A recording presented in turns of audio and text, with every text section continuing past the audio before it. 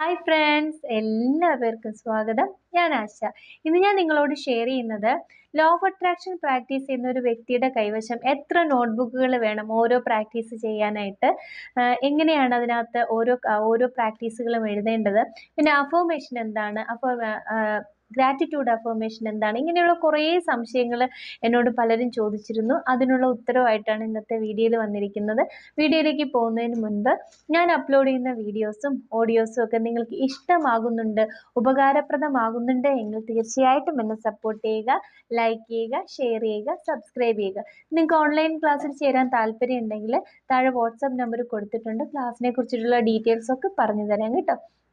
രാവിലെ 5 മണി മുതൽ 6 മണി വരെയും വൈകുന്നേരം 8:30 മുതൽ 9:30 വരെയാണ് ക്ഷമിക്കണം, ക്ലാസ് ടൈം.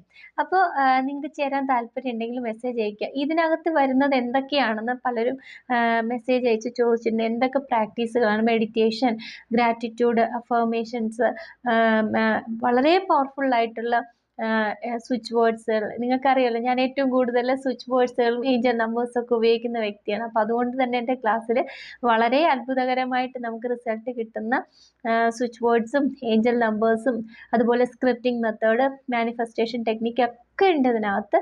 അതിനൊപ്പം തന്നെ സന്തോഷകരമായ ഒരു അന്തരീക്ഷത്തിൽ അറിവുകളും ഈ സക്സസ് സ്റ്റോറീസും ഒക്കെ പങ്കുവെച്ചുകൊണ്ടുള്ള ഒരു പ്രാക്ടീസ് എന്ന് തന്നെ പറയാം കേട്ടോ. അപ്പോൾ ഇനി എന്തെങ്കിലും സംശയം ഉണ്ടെങ്കിൽ നിങ്ങൾ മെസ്സേജ് അയച്ചോളൂ, ഡീറ്റെയിൽസ് പറഞ്ഞു തരാം കേട്ടോ. ഇനി നമുക്ക് വീഡിയോയിലേക്ക് വരാം. ഒരു ലോ ഓഫ് അട്രാക്ഷൻ പ്രാക്ടീസ് ചെയ്യുന്ന ആളുടെ കയ്യിൽ എത്ര ബുക്കുകൾ വേണം? നമ്മൾ പലരും പ്രാക്ടീസ് ചെയ്തിട്ട് വർഷങ്ങളായിട്ടുണ്ടായിരിക്കും, പക്ഷേ കൃത്യമായിട്ട് അറിയില്ല എത്ര ബുക്കുകൾ വേണം, അതിലെന്തൊക്കെ എഴുതണം എന്നുള്ളത്. ഇനി വിശദമായിട്ട് പറഞ്ഞു തരാം കേട്ടോ. ആദ്യം വേണ്ട ബുക്ക് എന്ന് പറയുന്നത് ഗ്രാറ്റിറ്റ്യൂഡ് ജേർണൽ. ഗ്രാറ്റിറ്റ്യൂഡ് എഴുതാനായിട്ട് ഒരു നോട്ട്ബുക്ക് കയ്യിൽ വെക്കുക. എൻ്റെ അനുഭവം അനുസരിച്ചാണ് നിങ്ങളോട് ഞാനത് ഷെയർ ചെയ്യുന്നത് കേട്ടോ. ഞാൻ എപ്പോഴും ഗ്രാറ്റിറ്റ്യൂഡ് എഴുതാൻ എടുക്കുന്ന ബുക്ക് അധികം ഒരുപാട് പേജസ് ഒന്നും ഉള്ളതായിരിക്കില്ല. കാരണം എനിക്ക് എവിടെയെങ്കിലും ഞാൻ ട്രാവൽ ചെയ്യുന്ന സമയത്തൊക്കെ ഇത് കൊണ്ടുപോകണം, എനിക്കിത് എപ്പോഴും എൻ്റെ കയ്യിൽ വേണം. അതുകൊണ്ട് തന്നെ അധികം പേജസ് ഒന്നും ഇല്ലാത്ത വളരെ കൊണ്ടുപോകാൻ സൗകര്യമുള്ളൊരു ബുക്കായിരിക്കും ഞാൻ വെച്ചേക്കുക. ഇതിനകത്ത് എനിക്ക് ജീവിതത്തിൽ ഇതുവരെ ലഭിച്ച കാര്യങ്ങൾക്കാണ് ഗ്രാറ്റിറ്റ്യൂഡ്. എനിക്കെന്നല്ല, എല്ലാവരും അങ്ങനെയാണ് എഴുതേണ്ടത്. അതായത് നമ്മൾ ഈ നിമിഷം വരെ എത്രത്തോളം അനുഗ്രഹത്താൽ നമ്മുടെ ജീവിതം എത്രത്തോളം അനുഗ്രഹീതമാണെന്ന് നമ്മൾ തിരിച്ചറിയുന്ന നിമിഷമാണ് ഗ്രാറ്റിറ്റ്യൂഡ് പ്രാക്ടീസ് ചെയ്യുന്ന നിമിഷം. നമ്മളോട് ഒരാൾ ചോദിക്കുകയാണ്, നിന്റെ ലൈഫിൽ എന്തൊക്കെ സൗഭാഗ്യങ്ങളുണ്ടെന്ന് ചോദിച്ചാൽ ഒരു 4-5 സ്പീഡിൽ പറയും, പക്ഷെ പിന്നെ ആലോചിച്ചേ പറയുള്ളൂ അല്ലേ. പക്ഷെ എന്നാൽ നിന്റെ ജീവിതത്തിൽ എന്തൊക്കെ കുറവുകളുണ്ടെന്ന് ചോദിച്ചാൽ പറന്ന് നമ്മളങ്ങ് പറയും. കാരണം നമ്മൾ അതിലാണ് ഫോക്കസ് ചെയ്യുന്നത്, എന്തില്ല എന്നുള്ളതിലാണ് ഫോക്കസ് ചെയ്യുന്നത്. എന്തൊക്കെ അനുഗ്രഹമാണ് നമുക്കുള്ളത് എന്ന് നമ്മൾ ചിന്തിക്കുന്നില്ല. അങ്ങനെ ചിന്തിക്കുമ്പോൾ നമുക്ക് മനസ്സിലാവും നമ്മൾ എത്രത്തോളം സമൃദ്ധരാണ്, സമ്പന്നരാണ്, അനുഗ്രഹീതരാണെന്ന്. അതറിയുന്ന നിമിഷത്തിലേക്ക് നമ്മൾ പോകണമെങ്കിൽ ഗ്രാറ്റിറ്റ്യൂഡ് എന്നും പ്രാക്ടീസ് ചെയ്യാം. ഗ്രാറ്റിറ്റ്യൂഡ് പ്രാക്ടീസ് ചെയ്യുമ്പോൾ എന്താണ്, മനസ്സിന്റെ ഫ്രീക്വൻസി കൂടും. കാരണം എനിക്ക് അതുണ്ട്, ഈ സൗഭാഗ്യമുണ്ട്, അതുണ്ട്, കാറുണ്ട്, വീടുണ്ട്, അല്ലെങ്കിൽ ഇതിനൊക്കെ ഉണ്ടെന്നല്ല, അതിന് ഗ്രാറ്റിറ്റ്യൂഡാന്ന് പറയുന്നത്. എനിക്ക് നല്ല കുടുംബ ബന്ധങ്ങൾ നിലനിൽക്കുന്നുണ്ട്, എനിക്ക് കുഞ്ഞുങ്ങളുണ്ട്, എനിക്ക് ഹസ്ബൻഡ്, ഇങ്ങനെ നമ്മൾ ഓരോ കാര്യം സന്തോഷകരമായിട്ട് ജീവിതം മുന്നോട്ട് പോകുന്നതിന് നന്ദി എന്നുള്ള വാക്ക് തന്നെ വളരെ പവർഫുൾ ആയിട്ടുള്ള, നന്ദിയും അഭിനന്ദനവും വളരെ പവർഫുൾ ആയിട്ടുള്ള 2 വാക്കുകളാണ്. ഇത് ആവർത്തിച്ച് ഈ നന്ദി പറയുമ്പോൾ വീണ്ടും നന്ദി പറയാൻ, കൂടുതൽ സൗഭാഗ്യങ്ങൾക്ക് നന്ദി പറയാനുള്ള സാഹചര്യം നമ്മളിലേക്ക് വന്നു ചേരും. ഞാൻ മുമ്പ് ഒരു വീഡിയോയിൽ പറഞ്ഞിട്ടുണ്ട്, എൻ്റെ ജീവിതത്തിലേക്ക് വളരെ വലിയ മാറ്റങ്ങൾ കൊണ്ടുവന്ന പ്രാക്ടീസുകളാണ് മെഡിറ്റേഷനും ഈ ഗ്രാറ്റിറ്റ്യൂഡ് എന്ന് പറയുന്നത്. അപ്പം ഞാൻ എവിടെ പോയാലും എൻ്റെ സന്തത സഹചാരിയായിട്ട് ഈ ബുക്ക് കയ്യിൽ കാണും കേട്ടോ, ഗ്രാറ്റിറ്റ്യൂഡ് ബുക്ക്. അപ്പോൾ ഇതിനകത്ത് ആദ്യം ഞാൻ എഴുതുന്ന മാറ്റമില്ലാത്ത കുറച്ച് സെൻറ്റൻസുകൾ പറഞ്ഞ്, പിന്നെ എങ്ങനെയാണ് പ്രാക്ടീസ് ചെയ്യേണ്ടത് ജസ്റ്റ് ഒന്ന് പറഞ്ഞു തരാം. എന്നോട് 1-2 പേര് ചോദിച്ച ചോദ്യമാണ്, ശരി ഒരു 10 ദിവസം വരെ നമുക്ക് ഗ്രാറ്റിറ്റ്യൂഡ് ഉള്ള കാര്യങ്ങൾക്ക് എഴുതാം, അത് കഴിയുമ്പോൾ പിന്നെ ഉണ്ടോ? ഇല്ല. പിന്നെ നമുക്ക് എന്തൊക്കെ കാര്യങ്ങൾക്ക് എഴുതാൻ പറ്റും? ഇല്ല. നിങ്ങളുടെ ജീവിതാവസാനം വരെ നിങ്ങൾക്ക് ഗ്രാറ്റിറ്റ്യൂഡ് എഴുതിയാലും തീരാത്തത്രയും അനുഗ്രഹങ്ങൾക്ക് നന്ദി പറയാൻ നിങ്ങളുടെ ജീവിതത്തിൽ ഓരോ കാര്യങ്ങളുണ്ട്. പക്ഷെ ഒരിക്കലും നമ്മൾ അതിനെക്കുറിച്ച് സമയമില്ല ചിന്തിക്കാൻ. എനിക്കെന്തില്ല, എനിക്കിനി എന്തൊക്കെയാണ് നേടിയെടുക്കേണ്ടത്, അവർക്കുണ്ട്, എനിക്കില്ല, എനിക്കെന്ത് ഇങ്ങനെയായിപ്പോ, ഇങ്ങനെ പരാതികളും പരിഭവങ്ങളും നിറഞ്ഞ ജീവിതത്തിൽ ഗ്രാറ്റിറ്റ്യൂഡ് കണ്ടെത്താൻ വളരെ പ്രയാസമാണ്. അതുകൊണ്ട് അതൊക്കെ ഒഴിവാക്കി ഉള്ളതിലേക്ക് വരിക. പ്രപഞ്ച ശക്തിക്ക് നന്ദി. ഇന്നത്തെ ദിവസം എനിക്ക് ദാനമായി നൽകിയതിന് നന്ദി. എത്രയോ പേർക്കില്ല, എനിക്കുണ്ട്. പിന്നെ എനിക്ക് ജന്മം തന്ന എൻ്റെ അച്ഛനും അമ്മയ്ക്കും നന്ദി. ഞാൻ ജന്മം കൊടുത്ത കുഞ്ഞുങ്ങൾക്ക് നന്ദി. എൻ്റെ ജീവാത്മാവിന് നന്ദി. എൻ്റെ ശരീരത്തിന് നന്ദി. എൻ്റെ ശരീരം ആരോഗ്യത്തോടു കൂടി നിലനിൽക്കുന്നതിന് നന്ദി. എൻ്റെ ഹസ്ബൻഡിന് നന്ദി. എൻ്റെ വീടിന് നന്ദി. എൻ്റെ വീട്ടിലെ വാഹനങ്ങൾക്ക് നന്ദി. ഞാൻ കഴിക്കുന്ന ഭക്ഷണത്തിന് നന്ദി. ഞാൻ കുടിക്കുന്ന ജലത്തിന് നന്ദി. ഞാൻ ശ്വസിക്കുന്ന പ്രാണവായുവിന് നന്ദി. നിങ്ങളുടെ വീട്ടിലും നിങ്ങൾ ഉപയോഗിക്കുന്ന എല്ലാ സാധനങ്ങൾക്കും, ചെരുപ്പ്, നിങ്ങൾ ധരിച്ചിരിക്കുന്ന വസ്ത്രം, എല്ലാത്തിനും നിങ്ങൾക്ക് നന്ദി പറയാം. ഉപകരണങ്ങൾ, ജീവനുള്ളതിനും ജീവനില്ലാത്തതിനും നിങ്ങൾ ഉപയോഗിക്കുന്നുണ്ട്. അതെല്ലാം നിങ്ങൾക്ക് കിട്ടിയ അനുഗ്രഹങ്ങളാണ്. പിന്നെ നിസ്വാർത്ഥമായിട്ട് ഈ പ്രപഞ്ചത്തിന് വേണ്ടിയിട്ടും നന്ദി ഉൾപ്പെടുത്തണം. ഒന്നോ രണ്ടോ സെൻറ്റൻസ് എങ്കിലും നിങ്ങളത് ഉൾപ്പെടുത്തുക. അതായത് ഭൂമി ദേവിക്ക്, ആകാശത്തിന്, സൂര്യചന്ദ്രന്മാർക്ക്, നക്ഷത്ര സമൂഹങ്ങൾക്ക്, ആകാശത്തിന്, സാഗരങ്ങൾക്ക്, പുല്ലിന്, പുൽക്കൊടിക്ക്, മരങ്ങൾക്ക്, വെയിലിന്, മഞ്ഞിന്, സമസ്ത ഋതുക്കൾക്ക്, ഇതിനെല്ലാത്തിനും നമുക്ക് നന്ദി പറയാം. അതൊക്കെ അങ്ങനെ അപ്പോൾ മനസ്സിലായി എന്ന് വിശ്വസിക്കുന്നു. അങ്ങനെ ഇങ്ങനെ ഗ്രാറ്റിറ്റ്യൂഡ് എഴുതിക്കൊണ്ടേയിരിക്കുക. ഇനി ഈ ഗ്രാറ്റിറ്റ്യൂഡ് ബുക്ക് നിങ്ങൾ ഒരു ദിവസം ഒരു 8 10 ആണ് എഴുതുന്നത്. ഞാൻ കൂടുതൽ എഴുതാറുണ്ട്. അപ്പോൾ എഴുതിയിട്ട് അതിൻ്റെ ഏറ്റവും അവസാനം വേണമെങ്കിൽ നിങ്ങൾക്ക് നേടിയെടുക്കാനുള്ള സ്വപ്നങ്ങൾ നേടിയെടുത്ത് കഴിഞ്ഞതിന് നന്ദി എന്നുള്ള രീതിയിൽ എഴുതാം. ഉദാഹരണത്തിന്, ഞാൻ ആഗ്രഹിച്ചതുപോലൊരു ജോലി എനിക്ക് നേടിയെടുക്കാൻ സാധിച്ചതിന് നന്ദി എഴുതാം. കുഴപ്പമൊന്നുമില്ല കേട്ടോ. അങ്ങനെ അവസാനം എഴുതുക. ആദ്യമേ എഴുതണ്ട. കുറേ ഗ്രാറ്റിറ്റ്യൂഡ് നമ്മളുടെ അനുഗ്രഹങ്ങൾക്ക് എഴുതിയതിന് ശേഷം അവസാനം ഒരു 5 6 ഗ്രാറ്റിറ്റ്യൂഡ് അതിന് വേണ്ടിയിട്ട് എഴുതാം കേട്ടോ. അതിന് ഒരു പ്രശ്നമില്ല, ഞാൻ എഴുതാറുണ്ട്. അതുകൊണ്ടാണ് പറഞ്ഞത്. അപ്പോൾ ഗ്രാറ്റിറ്റ്യൂഡ് ബുക്ക് മനസ്സിലായല്ലോ. അതെങ്ങനെയാണ് എഴുതേണ്ടതെന്നും മനസ്സിലായെന്ന് വിശ്വസിക്കുന്നു. രണ്ടാമത്തെ ബുക്ക് ഗോൾ ലിസ്റ്റ്. ലക്ഷ്യങ്ങൾ വേണം. നമ്മുടെ പലരുടെയും ജീവിതത്തിൽ ആങ്സൈറ്റി, ഡിപ്രഷനൊക്കെ വരുന്ന ആൾക്കാരോട് സംസാരിക്കുമ്പോൾ മനസ്സിലാവും അവരുടെ ലൈഫിൽ ഒരു ലക്ഷ്യമില്ല. ലക്ഷ്യമില്ലെന്നുള്ള ആർക്കൊക്കെയോ വേണ്ടി ഞാനും ജീവിക്കുന്നു, അങ്ങനെ പോകും ഇനി ഉള്ള കാലം. അങ്ങനെ ആയിരിക്കും അവരുടെ സംസാരം. പിന്നെ അവരുടെ ലക്ഷ്യങ്ങളൊക്കെ ഏതോ ഒരു സാഹചര്യത്തിൽ ഇനി മുന്നോട്ട് കൊണ്ടുപോകാൻ പറ്റില്ല എന്നായപ്പോൾ എല്ലാം അവർ വേണ്ടാന്ന് വെച്ചു, ഉപേക്ഷിച്ചു. ഒരു ചെറിയ ആഗ്രഹങ്ങൾ പോലും ആരെങ്കിലും സഹായിച്ച് നേടി തന്നാൽ മതി, ഇല്ലേ വേണ്ട, വിട്ടു. അങ്ങനെയുള്ളൊരു അവസ്ഥയിൽ ജീവിക്കുന്നവരാണ് പലരും. കാരണം നമ്മളൊരു യാത്ര പോവുകയാണെങ്കിൽ തന്നെയും ഒരു ലക്ഷ്യമില്ലാത്തൊരു യാത്ര ഒരിക്കലും നമുക്ക് ആസ്വദിച്ച് പോകാൻ പറ്റില്ല. അത്രത്തോളം അരോചകമായിരിക്കും ആ യാത്ര. ഒരു സന്തോഷകരമല്ലാത്ത, ആസ്വാദനമല്ലാത്ത യാത്ര. അതുപോലെ തന്നെയാണ് നമ്മുടെ ജീവിതം. ലക്ഷ്യമില്ലാത്ത ജീവിതം ജീവിക്കുക വളരെ ശ്രമകരമാണ്. അങ്ങനെയുള്ളവർക്കാണ് ആങ്സൈറ്റിയും ഡിപ്രഷനും പോലുള്ള മാനസിക പ്രശ്നങ്ങൾ ഉണ്ടാകുന്നത്. ലക്ഷ്യം വേണം.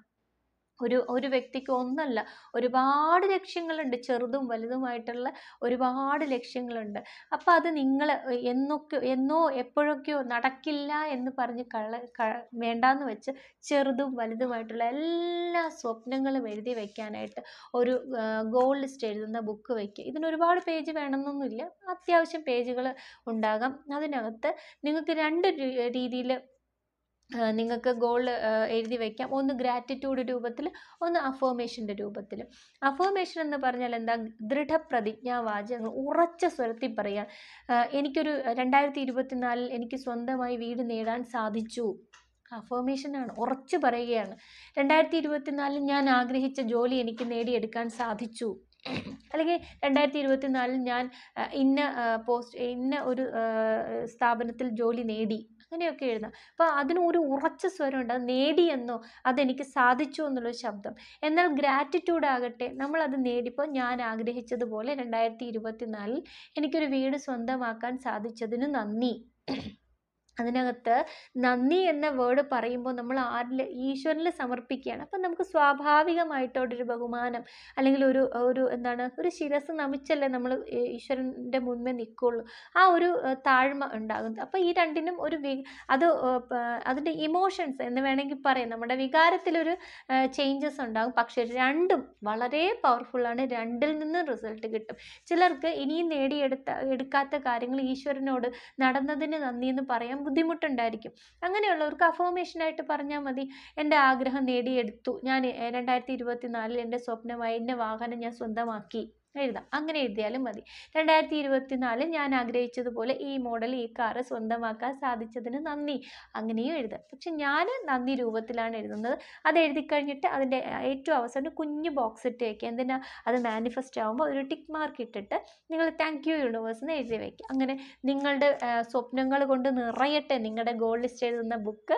അങ്ങനെ എപ്പോൾ നടക്കും എന്നുള്ളത് രണ്ടാമത്തെ കാര്യം, നടക്കും. അതുകൊണ്ട് തന്നെ വേണ്ടാന്ന് വെച്ച എല്ലാ സ്വപ്നങ്ങളും ഇഷ്ടങ്ങളും ആഗ്രഹങ്ങളും ഒക്കെ എടുത്തുകൊണ്ട് വന്ന് എഴുതി വയ്ക്കുക. ചിലപ്പോൾ കിച്ചണിൽ നിൽക്കുമ്പോൾ അല്ലെങ്കിൽ ജോലി സ്ഥലത്തൊക്കെ നിൽക്കുമ്പോഴായിരിക്കും ഓർമ്മ വരുന്നത്. മറക്കാതെ അത് കൊണ്ടുവന്ന് ഗോൾ ലിസ്റ്റിൽ എഴുതി വയ്ക്കുക കേട്ടോ.